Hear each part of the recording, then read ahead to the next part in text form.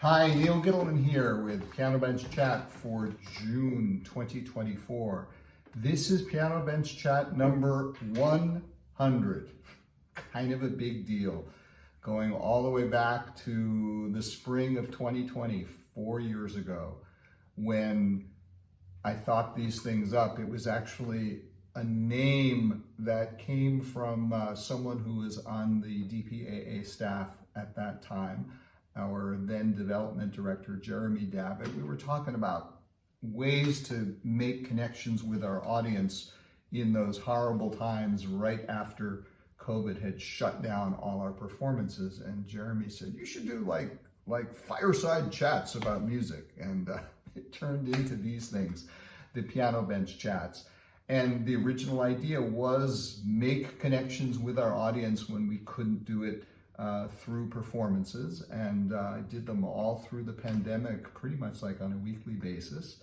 And then if you've been with us all that long, and I don't know how many of you have, but I have, I started, back when performances started coming back regularly, I kept doing them, but on a monthly basis. And I'll tell you more about what happens next now, but I want to tell you a little bit about that music that I was playing. Right now, we have one more concert left in a little more than a week. It's called Soundtrack Magic, John Williams and Friends. It's a pop show full of fabulous music written for the movies, as well as some music not written for the movies that got used by the movies, but just great pieces that we know from being used in cinema. And some of them are things that people will recognize, and some of them are things that people won't recognize, but maybe we'll send them to some great old movies that they should get to know and get to know the music. But really what I do mostly during the summer is I study for the upcoming season. You may have heard that the Dayton Performing Arts Alliance has announced my successor, who will take over when I retire, Keitaro Harada, a wonderful young Japanese conductor who's very exciting on the podium and electrified the orchestra and the audience when he guest conducted here in April. Keitaro has been announced as my successor. He will start in performances officially in the 25-26 season. So next season will be my last full season, my 30th season as conductor of the Dayton Philharmonic. But just like any summer, because I'm conducting next season, I am studying, getting ready for all the music I have to conduct next season. I have for the summer 18 scores that I need to work on between now and August. There are a lot more than 18 that I'll be performing, but those are the ones that I'm focusing on during the summer. They range from 6 minutes long, which is the new Malcolm Singer piece, London Landscapes, that I played, I think, in last month's Piano Bench Chat when I first got the score. And they go up to 2.5 hours with things like Cinderella, which I'll be conducting with Dayton Ballet next year. There'll be some movie scores, Elf, and at least possibly one other one that's a secret, so I won't talk about it right now. I won't let you in on the magical implications of what that movie could possibly be. A new production of Nutcracker, which means a little bit of Nutcracker music that I haven't conducted in a very long time will be coming back. But it's mostly just getting ready for all of the music. And that music that I played you is music from one of the pieces we'll be playing in September at the beginning of the season. That's the start of the slow movement of the second movement of Brahms's Fourth Symphony, which will be on our opening Masterwork Series concert. And Brahms, as some of you may know, is my favorite composer. So I thought on this momentous 100th Piano Bench Chat, I'd play you a little bit of Brahms.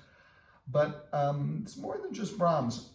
If you're wondering what I'm wearing, I think I've worn this shirt before on a Piano Bench Chat. This Piano Bench Chat is music by Bach. And I also thought, good to play some Bach, because I played Bach on the very first one. And I'm not going to try to play from this, but this is the music that's on my shirt.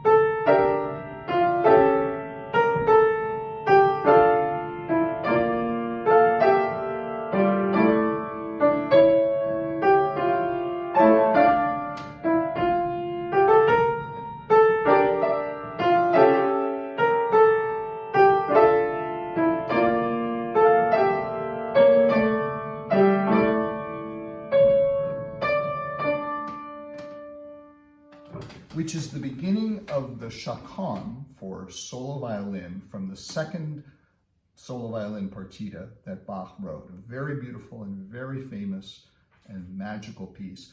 A chaconne is an old musical form based on a repeated harmonic progression. The same chords are heard over and over and over again in the chaconne for, I have them written down, for 12 different variations. So you hear the same harmonies over and over again, but each time the way the harmonies are realized in the melodies is slightly different. So I started with Brahms. That's a little Bach. Now I'm going to go back to Brahms, and here's a piece that Brahms wrote for fairly late in his composing career for solo piano, and I'll play a little bit of it too.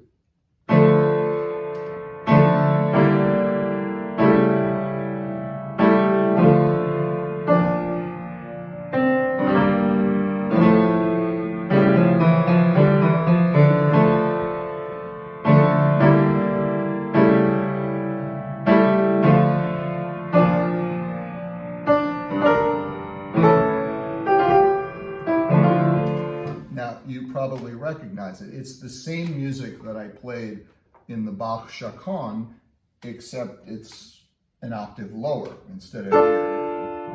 It's down here. And as you see, Bach was not cheating. It says Bach, Brahms, chaconne from the partita in D minor for violin solo, for piano, left hand alone. So I was cheating by playing it this way, with both hands. Brahms intended this as a study for left hand practice on the piano, and I'll try to play a little of it. My left hand technique is not great, but this is more or less how Brahms would have wanted those opening bars of his version of the chaconne to go.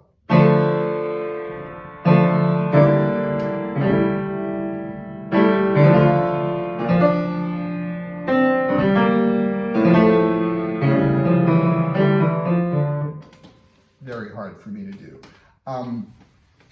But there's more to it than that. It wasn't just Brahms creating an exercise for the left hand. Brahms was creating an exercise for himself. Because at the end of Brahms's Fourth Symphony, he writes an amazing, amazing finale to the symphony that begins like this.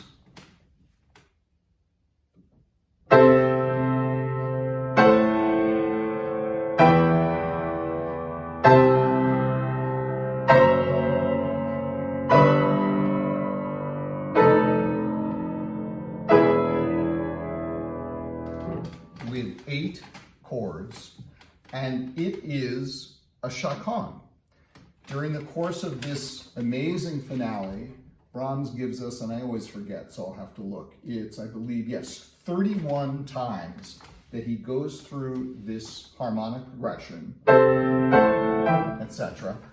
And each time he goes through those 8 chords, those 8 harmonies, he changes the way he realizes them in the orchestra. 31 times, a series of variations in different styles, different tempos, and then a very long coda to bring the movement and the symphony to a close. So this study for left hand, from a technical standpoint for a pianist, was a compositional study for Brahms. He immersed himself in Bach's chaconne before he wrote his chaconne to close his Fourth Symphony, the piece which will close the first concert of next season of your Dayton Philharmonic. So why am I talking about Brahms? And Brahms, my favorite composer, and Bach, the composer we started the Piano Bench Chats with, here on Piano Bench Chat number 100. Well, it's because I have some news. This will be, number 100, will be the last Piano Bench Chat of the continuous sequence.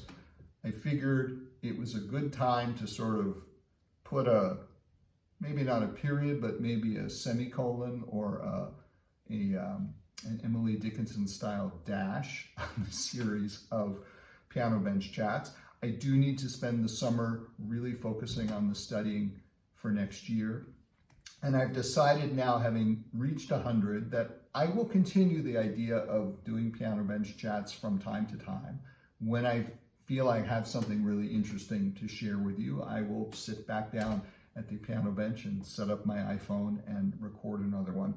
But I'm going to get out of the routine of doing them, well, it was every week before and now every month.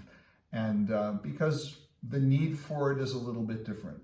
We're certainly not in the mode where we were 4 years ago, desperately trying to stay connected to our audience. I hope that you will stay connected to the Dayton Philharmonic and Dayton Opera and Dayton Ballet. I know those of you who are fans of the DPAA will continue to do that.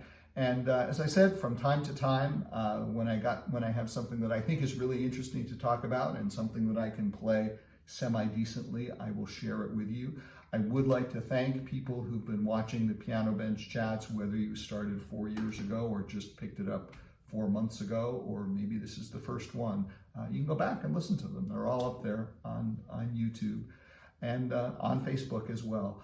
It's been really fun talking about music and subjecting you to my less than stellar piano playing. And thanks for people who've been following it and who've been interested in it. But mostly and especially thanks to everyone who supports the music and the art, the performing art that we create at the Dayton Performing Arts Alliance. We do this for you in the audience, and we really appreciate everything you do for us. So I will say, have a wonderful summer, enjoy it, be healthy and all that sort of stuff. And I'll see you whenever the next piano bench chat is. It might come up during the summer. It might be in the fall when I'm back with Brahms and other things at the beginning of the season. But thanks for being with us, being with me and with the DPAA through these piano bench chats. And we'll see you whenever the next one comes along, whenever number 101 comes out. Take care.